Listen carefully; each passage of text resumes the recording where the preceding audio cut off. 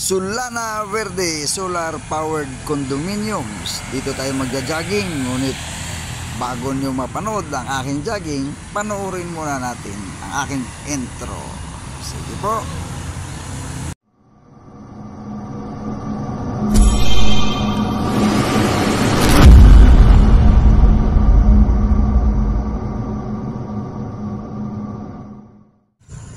So kung inyong mapansin, itong lugar na ito ay medyo masukal yung kapaligiran, ngunit dito naman ay inaalagaan na malalinis paminsan-minsan, kung kaya madami ang gustong mag-jogging dito kasi yung mga damo ay nakakatulong pa maalis yung init na nag-ano sa mga tao. So yung init na galing sa sikat ng araw, kapag kayan ay walang damo, kapag tumama sa simento, lalong mainit. So mabuti at may mga damo. Kaya dito gusto natin, at ang temperature sa ngayon ay nasa 26 degrees. So makulimlim, walang sikat ng araw, although alam natin na mayroong bagyong paparating. Hindi naman super, kung hindi isang tropical depression lang na Wilma. So sa pasimula, siyempre mag-warm up tayo, walking muna bago natin tuluyan takbuhin at joggingin. Walking, so lakad paikot, isang oval lang ito, at ating nakikita yung ay Sulana Verde Condominium na solar power unit, solar powered ang mga unit dito. So sa tabi lang, dito lang sa gilid lang natin ay may mga sasakyan, kalsada. Kung kaya dito dumadaan yung mga motor, mga tricycle, mga biyahe. So ayan yung unit. So ayan, nakikita natin na may mga kasamahan din tayo na nag-walking bago tuluyan na mag-jogging. So mag-warm up muna papainit na mga ilang minuto na walking. So ilang minuto lang naman. Yan, Sulana Residences. Yan yung condo unit na ang mga condo na solar powered. So yan yung maganda rito. Ayan, tapos na magpainit, mag-warm up. Good morning, Kuya Ray. Pwede nang tumakbo maganda. Dito may nakasabay natin ang ating kaibigan, si Kuya Ray. Si Kuya Ray. Yes, nakasabay natin. Ito marami tayo. Di katulad doon sa isang jaggingan natin na para doon sa dati natin. Ay, good morning self. Dito ay may mga nakikita tayo na kilala na binabati natin. So yung bati natin ay hindi good morning self. Ayan sila, marami tayong mga nakikita na nagja-jogging, mga nagpapapawis kasi alam mo naman medyo malamig yung panahon, lalo na dito. So pag umaga kailangan din natin na magpapawis, maglakad-lakad, magja-jogging. Madaming ibon dito, yung area na ito ay yun, may madaming ibon. Makain sila ng sa probinsya kasi mga buto, bunga ng damo kasi dito, walang palay dito. Sa mga damo. Kung sa probinsya yan palay, bunga ng damo kanilang kinakain. Dahil walang palay yan, bunga ng damo, mga kanilang kinakain. Yan ang kanilang kinakain. So kung ano may damo na yan ay hindi natin alam ang tawag dyan. So yung bunga niyan, yan yung pinag-interesan nila. So yeah, walking tayo sa jogging. So hanggang sa tuluyan tayong papawisan. So marami dito ang makita mo pagka umaga, lakad-lakad. So factor talaga yung oras. So, kaya madami pa ganitong oras ay madami pa rin talaga. Kung minsan wala akong nakakasabaya kasi patanghali na tayo nakaka-jogging. Gawa ng kinukumpleto natin yung 8 hours ng tulog natin. 8 hours of sleep, kailangan makumpleto natin yon. So tatagalan natin ang ating oras sa bed. Matalang ito ngayon ay nakumpleto na natin ng maaga-aga, kaya maaga din tayong nakapagsimula mag-jogging, papapawis tayo. So ngayon ay dito tayo sa isang lugar na ito na madami ang gusto na magpapapawis, kung kaya nakasabay natin sila. Ayan si kuya pagod na, nakaupo na. At ayan din yung ayan dyan sa portion na yan meron naglalaro ng badminton. Dito naman ayan si ate, nadadaanan natin, nalalagpasan natin kasi naglalakad na lang sila. Samantalang tayo ay kailangan mag-jog para papawisan kasi may goal tayo eh. Kailangan tayong papawisan. Hindi pwedeng walking lang. Kailangan jogging talaga. So kung minsan dito mahirap ang makabuo ng pawis pagka ganito na kulimlim. Ayan, ano kayo nakalagay sa likod? Babasahin natin. Oh, mahirap basahin. Hindi natin mabasa yung nakasulat sa likod ni ate. Sige lang, nalagpasan na natin siya. So jogging pa rin tayo. So, tuloy-tuloy lang. At ito si ate naman ay ating lalampasan. Dahil nagwo-walking lang siya. Kanina pa yan eh, pagdating ko eh. Mga 1 hour na siyang nagwo-walking lang. So abot na siya ng 1 hour ng walking.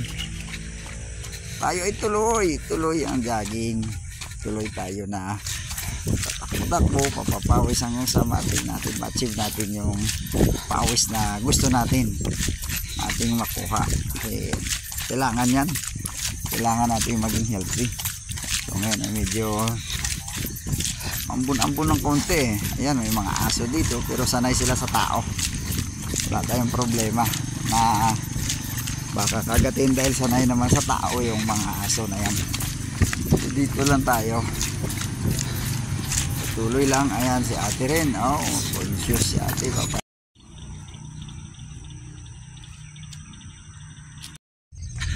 Well, dito ay dami tayong nakakasabayan.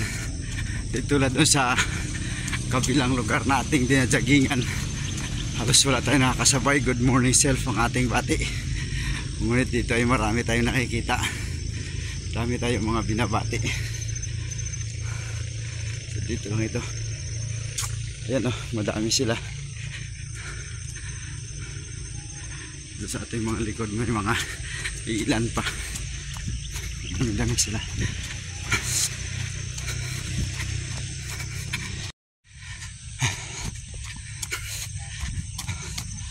Dami-dami tayong nakikita.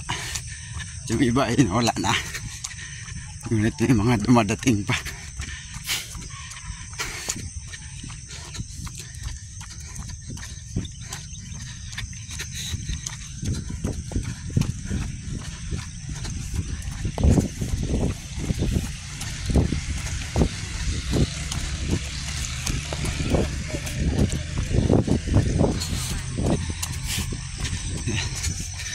So yung iba talaga ay walking lang ginagawa. Ilang beses ko silang nalampasan na kasi oval lang ito, paikot lang. So okay naman yon na form of exercise.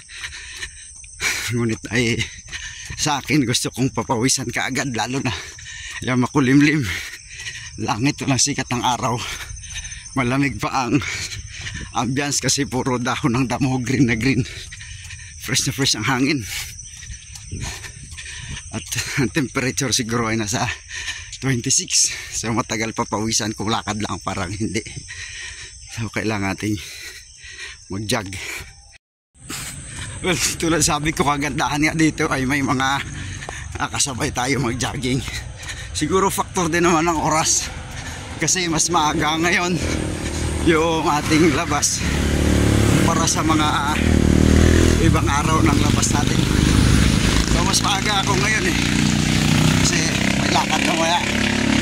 Actually kadalasan ay nasa 8 o'clock tayo lumalabas. But hindi tayo puyat kaya maaga tayo nakalabas ngayon. So kaya kagad marami pa nagja-jogging sa ganitong oras. Kaya may mga nakakasabayan pa tayo. Siguro maya maya lang ay uuwi na rin sila. Ngunit tayo ay hanggang sa masatisfied tayo sa ating nakuhang pawis.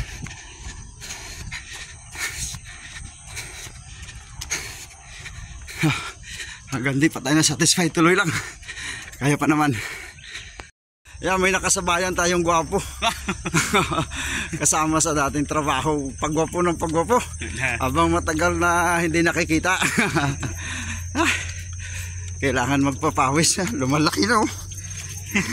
Dati hindi ganyan dati, di ba? Lumalaki na. Trabaho. Pabayaan na yung ano. Wala, nakaupo sa trabaho. Yun lang. Aircon maghapon. Tuwing linggo lang talaga nakaka-jogging. Bukas holiday, pwede ulit. Oo.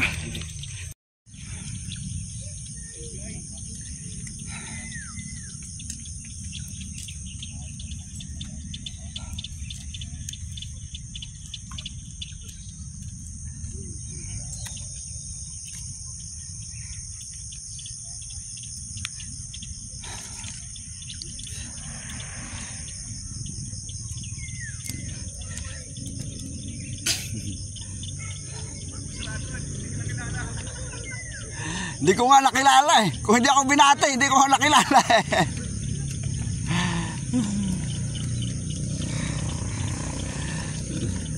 Nagulat ako nung binate ako eh. Hello. Hello.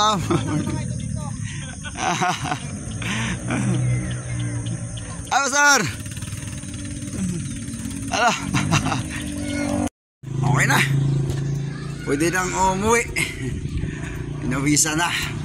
Maganda ang pakiramdam. Pauwi na ako. Tayo mo ako dyan. Well, sarap na feeling ko pagka napawisan. Kasi madalang eh. Madalang nangyayari. So pauwi na. Achieve goal tayo ngayong umaga. Thanks for watching. Please don't forget to like and subscribe my channel. Have a good day.